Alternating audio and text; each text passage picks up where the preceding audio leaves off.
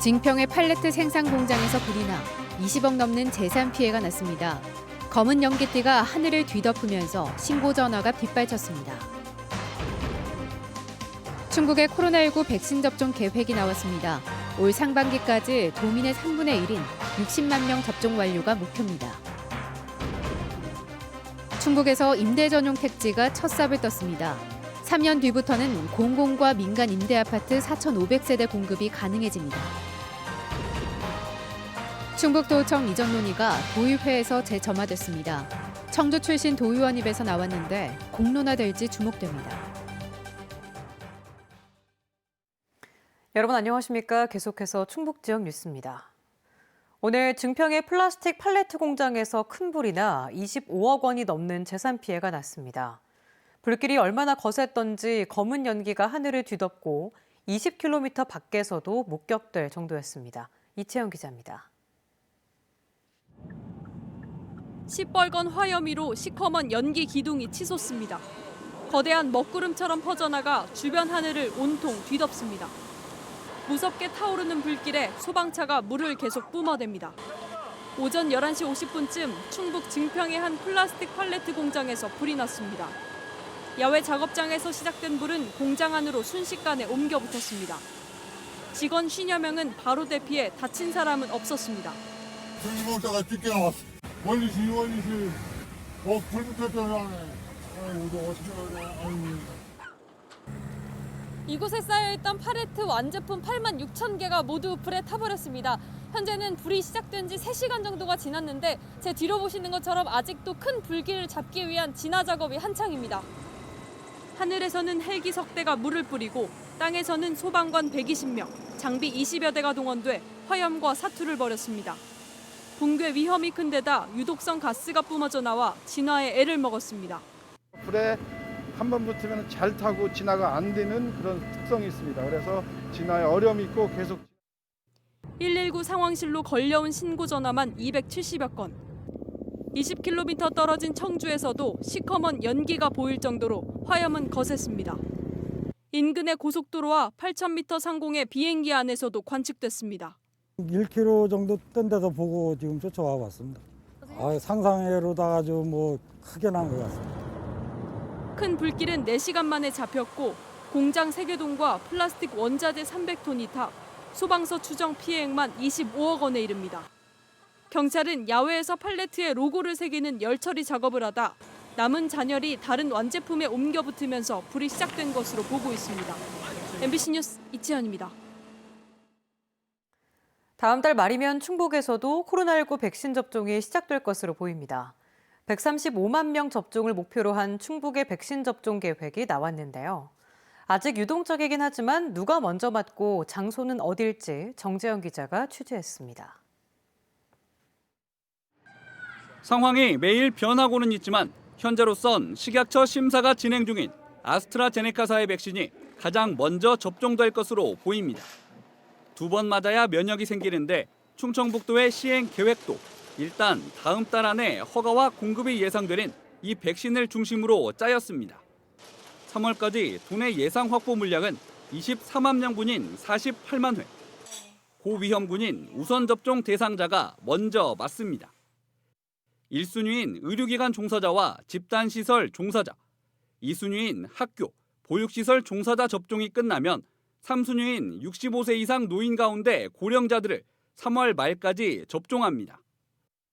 4월부터는 접종 못한 노인들과 4순위인 소방, 경찰, 군인의 순서인데 2분기에 도입될 얀센과 모더나사의 백신 접종이 유력합니다. 우선 접종 대상 60만 명의 접종이 끝나야 만 18세 이상, 49세 이하 일반인 75만 명의 차례가 돌아옵니다. 7월은 돼야 할 것으로 예상되는데 화이자나 코백스 퍼실리티가 보낸 백신이 될 가능성이 큽니다. 원하는 회사의 백신을 선택할 순 없습니다.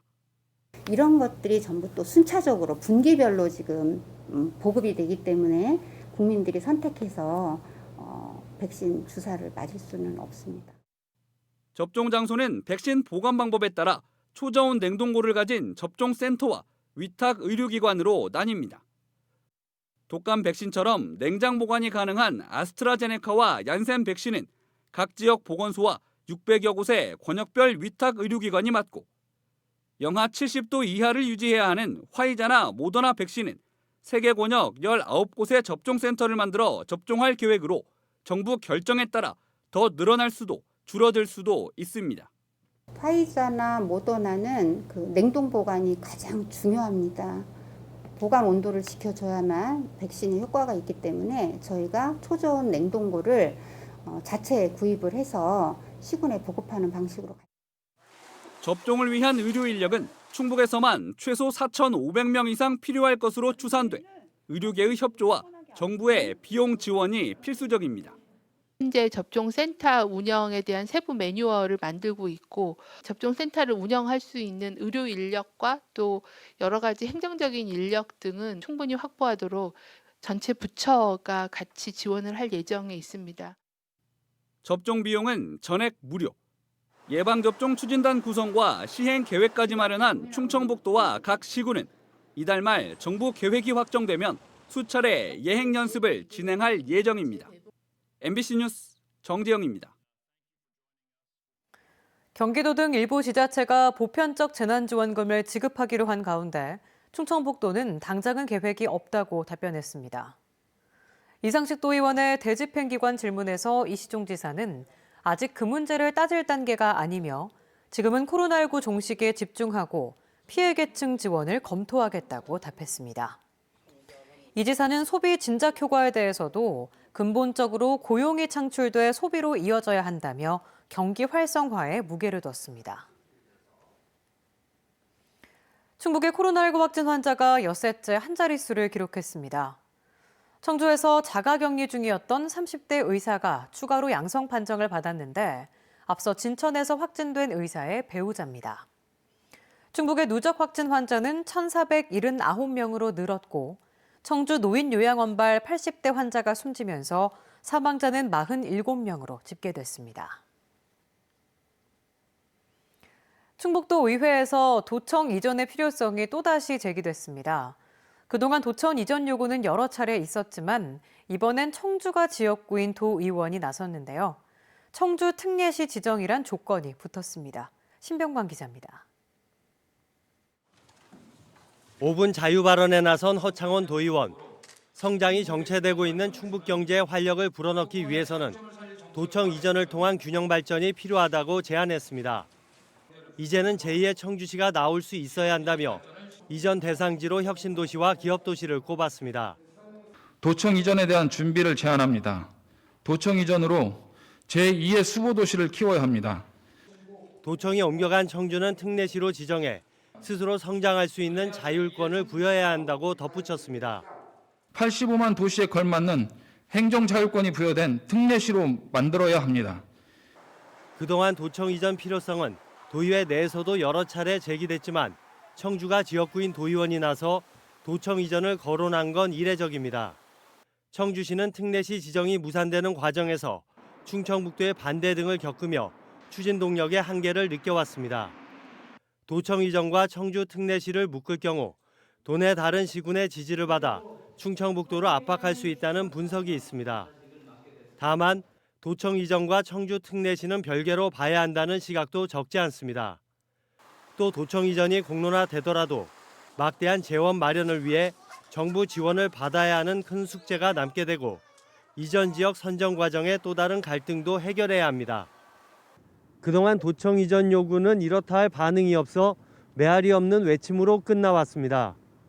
이번엔 청주 특례시 지정이라는 현안과 맞물려 있긴 하지만 난관도 여전히 많아 얼마나 추진력을 받을 수 있을지는 지켜봐야 할 것으로 보입니다.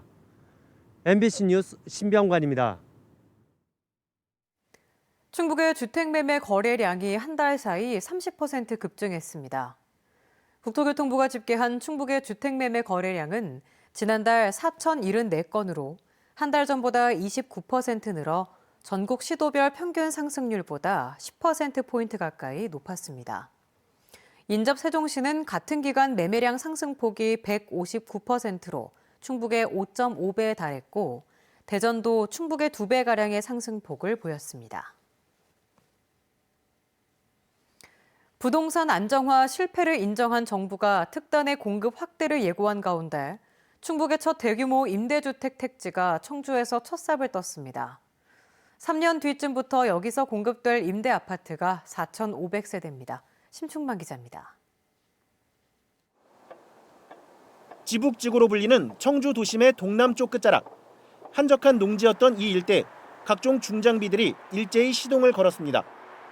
성토 작업을 시작으로 택지 개발을 위한 본격 토목공사가 첫 삽을 떴습니다. 지난 2017년 일명 뉴스테이, 즉 공공지원 임대주택 지구로 지정된 지 만 3년 8개월 만입니다. 인허가 단계를 마치고 지금 보상 일정이 조금 지연이 되다 보니까 공사 착공 일정이 좀 다소 지연됐습니다. 개발 면적은 맞은편 민간 택지 방서지구와 맞먹는 45만 7천 제곱미터. 단독주택과 상업지역을 뺀 아파트만 6개 단지에 4,500여 세대 규모입니다. 서민 주거 안정을 위해 물량 전체를 임대로 공급하는 충북 첫 뉴스테이 지구입니다. 이 지북지구는 기존 동남과 방서 등 신규 택지 지구와 맞물려 청주 동남권의 도심을 확장하는 세 번째 택지 개발입니다. 부지 조성이 끝나는 시점은 2023년 말. 지구 개발과 동시에 아파트 건축도 가능해 이르면 2024년부터 입주도 가능할 전망입니다. 전국적으로 전세난 때문에 어려움이 많은데 저희가 공급을 시작을 하면 청주의 전세 물량 공급에 크게 도움이 돼서 지난해 충북의 전체 전월세 거래량은 1년 전보다 30% 넘게 급증했고 전월세 값도 7% 넘게 올랐습니다. MBC 뉴스 심충만입니다. 인구 7만 명을 넘어선 청주시 오창읍이 오는 5월 대읍으로 공식 전환됩니다. 청주시는 행정기구 정원 조례 개정안이 다음 달 시의회를 통과하면 5월 1일자로 오창읍을 대읍 체제로 공식 전환할 예정이라고 밝혔습니다. 대읍제는 인구 7만이 넘는 읍지역을 승격해 읍장 직급과 조직 정원을 상향 조정하고 자체 처리할 수 있는 위임 사무도 대폭 확대하는 제도입니다.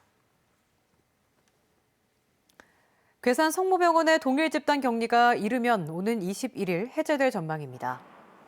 괴산군은 마지막 확진자가 나온 2주가 지난 시점에 격리를 해제해야 한다는 역학조사관의 의견에 따라 12차 전수검사에 이어 내일 13차 검사에서도 전원 음성일 경우 모레 동일 집단 격리를 해제할 계획입니다.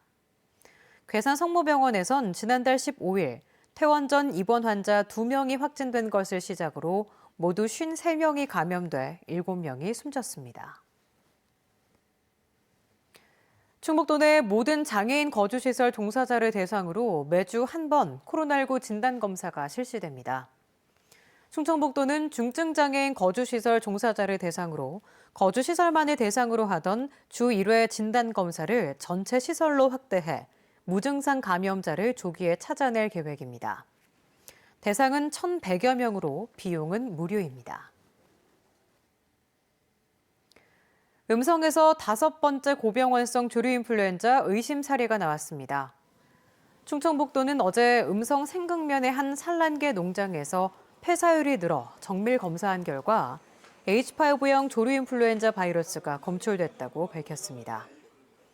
충청북도와 음성군은 고병환성으로 확인되면 500m에서 3km 내 가금 농가 6곳에 대해 예방적 살처분할 계획입니다. 충북 4번째 수소 충전소가 제천에서 22일부터 상용 서비스를 시작합니다. 제천시 봉양읍에 위치한 삼보 수소 충전소는 1일 최대 65대 충전이 가능하며 시범운전을 거쳐 22일부터 상업운전에 들어갑니다. 수소 가격은 1kg에 8,800원이며 운영시간은 평일 오전 8시부터 오후 8시, 휴일은 오전 8시부터 오후 6시까지입니다.